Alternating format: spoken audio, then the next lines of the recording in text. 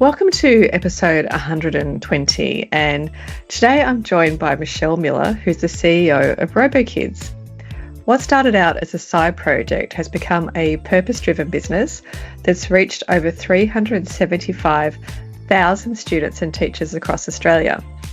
But this episode isn't just about the story of Robokids, it's about what it really takes to lead with heart, from navigating team wellbeing and tough hiring decisions to staying true to your values as you grow. If you're a small business owner juggling culture, team performance and growth, I'm sure Michelle's insights will really resonate. So let's dive in. Welcome, Michelle. I wonder if you could tell us a bit about Robokids and your vision for the business. Sure. Thank you so much for having me, Karen. It's an absolute pleasure to be here. Well, thank you. Yeah, so look, Robokids started by accident. Over 10 years ago now. We were celebrating our 10-year birthday, and basically I saw a need for workshops for students in STEM. STEM hadn't become compulsory part of the curriculum 10 years ago in 2015, and basically I just saw how engaged students were. I was actually teaching at the time. My children were little. And one thing led to another, to an opportunity where I developed these workshops and I could start introducing them to my feeder schools. And it went from there. So we went from really, running a couple of workshops to having now run over 375. We've instructed over 375,000 teachers and students on our journey so far. Wow. That's a lot of teachers. A lot of teachers and kids, but we love it. It is a lot.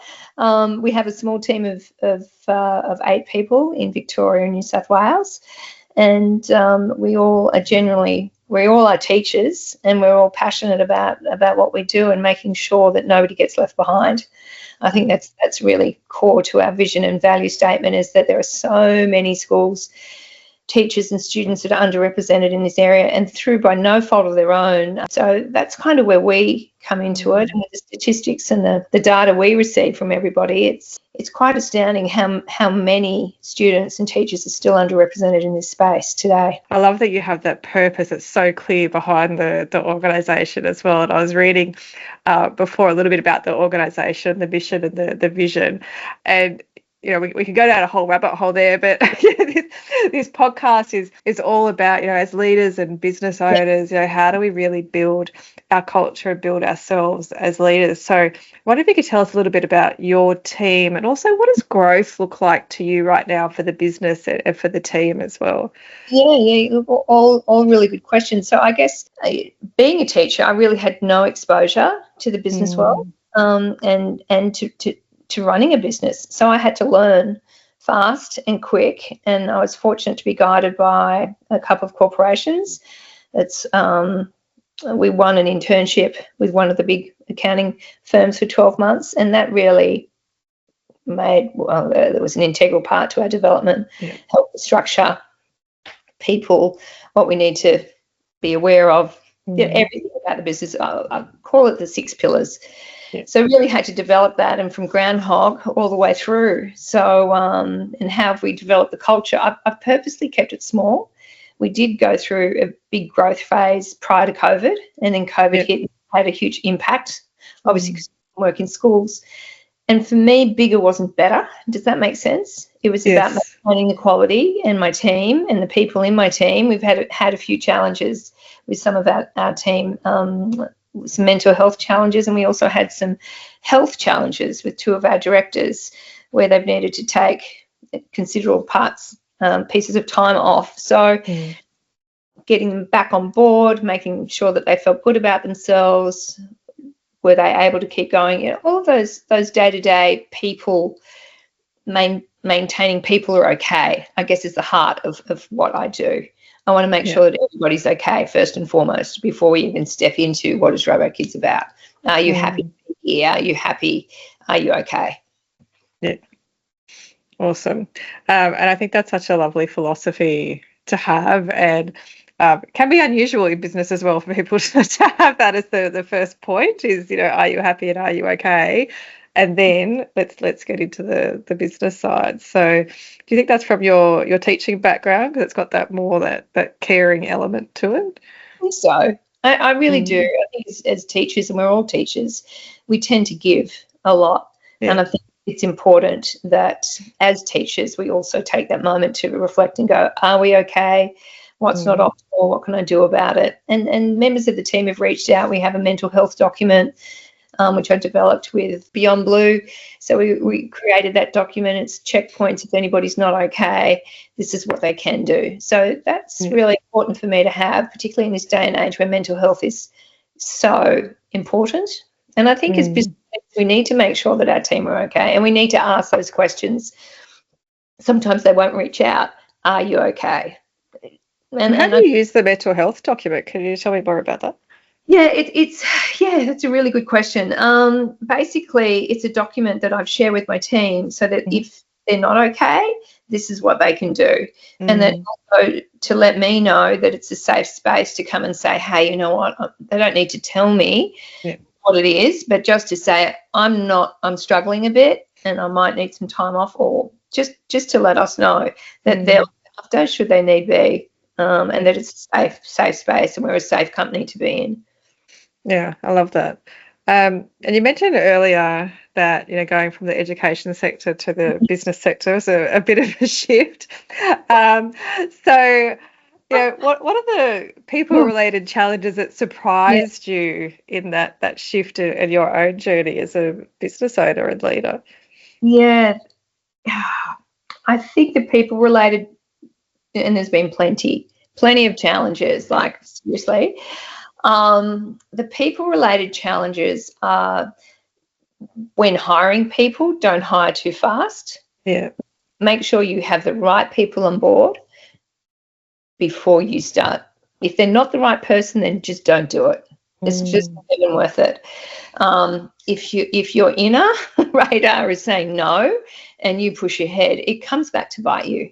And that has proven time and time again. So I've really learned to listen to my radar, to the point where even last week we were onboarding a team and the negotiation process just completely broke down, and my inner was saying, no, this is enough, Michelle. You've reached the line of being reasonable or not. We've now crossed this to not being reasonable. So I cancelled. We were not onboarding these people. Unfortunately, they just didn't meet the vision and the values and the core values of what we're about. Yeah. It's so hard to do, isn't it? When you've got to restart again, it is the pits. Yeah.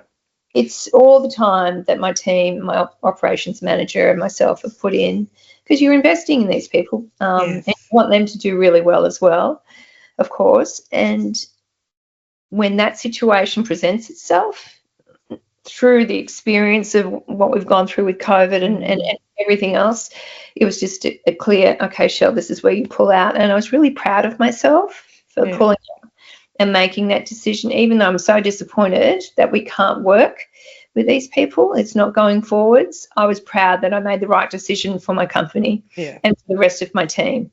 And a very hard decision. I've had this discussion with a few people over the last month or so, actually, and one of them had psychometric results that showed that the candidate wasn't a fit for the role, which is always difficult when you have a candidate that you really like, you think they fit within the team, but it was actually they're not going to work in the role. The role was just too fast-paced and just all the signs were there.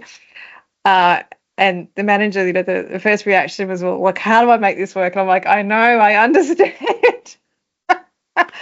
But, it's not going to be good for you and it's not going to be good for the candidate to keep going. Like, it's just, for both of you, it's going to be a stone in your shoe in about 6 months, because, we can see this. We've done this before. We know, because we've used these psychometric results with other people in the role before. We know what works and what doesn't. And, so good on you, because it's a really, really difficult thing to do and to actually to stop that process. It is. It is. And as you said, the people in the background, it was my operations manager went, Shell, what's been happening the last few weeks, I'm worried. And so it's tough, but had to be done. Yeah. So that takes us to culture, because really the fastest way to build or destroy a culture can be with the wrong hire. So how do you approach culture within your business, especially as the business is growing, and you've done this for 10 years now, and you've seen a lot of ups and downs, I'm sure. So what's your approach and advice around that? I just always tap into my team outside of the structured meetings. It's the tap ins, it's the happy birthday, it's how was your week, the personal thing for me. Yeah. It's the personal contact. Somebody's had a baby or somebody's father's flown out from overseas. It's knowing that all of those things are happening, and just being a person and saying, hey, heard this, congratulations. So, obviously getting together as a team, and we celebrate, twice a year with certain things, and but yeah, really just tapping into making people feel that I know what's going on in their, in their personal world that's exciting, or etc. We are a small team. We're not a big corp. We've got 8 people. Yeah. So staying connected is important. And how do you typically work? Are you mostly at home and then you go onto site? Yeah, we did. Yeah, exactly right. We did have an office before COVID, and we realised that our operations team was sitting in the office. We weren't having any client meetings in the office because all of our clients are schools. So we were having all of our meetings with our decision makers and principals off-site, or even with and it just made financial sense. Everybody was super happy to work from home. I mean, we do as we're doing now. As we know, thankfully, COVID provided this beautiful process where we have got this versatility now, and it's really, really suiting us, where we connect through Zoom meetings and even with our clients. I mean, we'll rebook clients. We've had clients with us for 10 years. We'll rebook over an email or over a meeting like this if they want us to meet new people or decision makers. So it's it's just what we do. Do you get together on a semi-regular basis, or how do you manage that? Yeah, well, obviously the team in Melbourne, they're down in Melbourne, and we connect via Zoom. I mean, they're so well drilled. We've maintained the same staff for the last 4 years. Nobody's left the company. Yeah. And so basically, because we're teachers and we're curriculum bound, we know what workshops are on, and so, yeah, we just connect. Our operations team makes sure that they've got everything they need. It's just, we're teachers. We know what curriculum we're teaching, if it's year 4, if it's year 1, if it's year 8, or even if we're running teacher professional development. That's what a few of our senior people do. And so everything is written up and everybody's comfortable with it. Yeah, awesome. So what's one thing that you wish you knew 8 or 9 years ago about leading a team? If you could go back to your earlier business self, is there anything that you wish that you knew then? There's more to it than what you think. There's definitely more to it. And I think to ask yourself if this is going to be successful, how long do you want to have the accelerator pedal on for? What does that look like?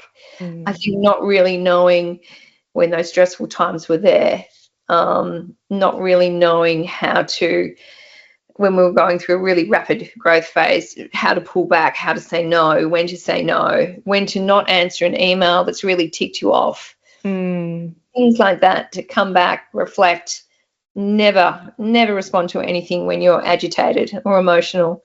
Take some time away, get some clarity, go back in. Nothing works well when you're agitated. Yeah, it can be so hard to do though. I've got really good at it. I will say that is one of my strengths. I actually can. My family will completely disagree with me. Maybe I'm the volcano, here in the family, but I actually, that's probably one of the things that I'm really proud of. I can, for some reason, I can read the red flag or the angry tiger coming at me, and I can just, I know I'm not going to be able to. We'll just sit and listen, and we'll come back. And I've called discussions with people where I've said, you know what, this really isn't going anywhere right now. Let's take a couple of days to reflect on this, and let's revisit on Monday. Putting in clear boundaries as well as when I'm contactable and not contactable, and really valuing that annual leave space and box to actually now go, you know what, I'm not looking at emails. I'm actually taking my work email off my phone. So even if I want to look at it, let's get rid of that. Even if I want to look at it, I can't while I'm on annual leave. So there's some of the things that my takeaways for leading a business. My mental health. If I'm not good, then how can the rest of the team be good? If I'm not putting out there calm, these are our values, these are our goals for this term, for this year, our financial goals, our cultural goals. If I can't be calm and convincing doing that, then how can my team be?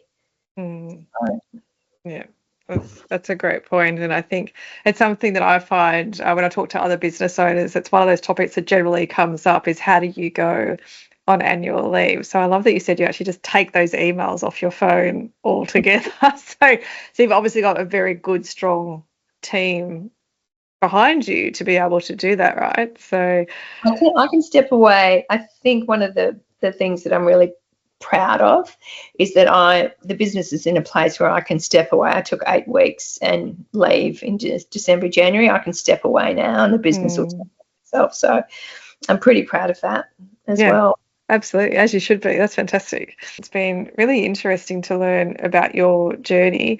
And for those that are listening, maybe they want to learn more about you and someone that's been in business for 10 years, or maybe they want to learn more about Robokids. What's the best way that they can get in touch with you? If they reach out to info@robokids.com.au or go to any of our socials that are on our website, robokids.com.au. Awesome. Thank you. I really appreciate your time today. It's been great to have you on the episode. And for those listening, episodes released on Mondays, so you can click the subscribe button and you'll be notified when it's available. Any last comments from you, Michelle? One, for any women wanting to go out into business there, back yourself. Surround yourself by people who you trust. Run the business to your strengths, and what you don't know, get advice. That's awesome. Thanks, Michelle. I love it. And what I really took from this chat is that sustainable business growth doesn't have to come at the cost of people or purpose. So whether you need to make really brave hiring decisions or give your team space to be honest about how they're doing, or just switching off properly while you're on leave, that all comes back to intentional leadership. So if that's something that you're thinking about in your business right now, that's where we can also help at Amplify HR. So just get in touch at amplifyhr.com.au. And until next time, I'll see you on the Find, Grow, Keep podcast.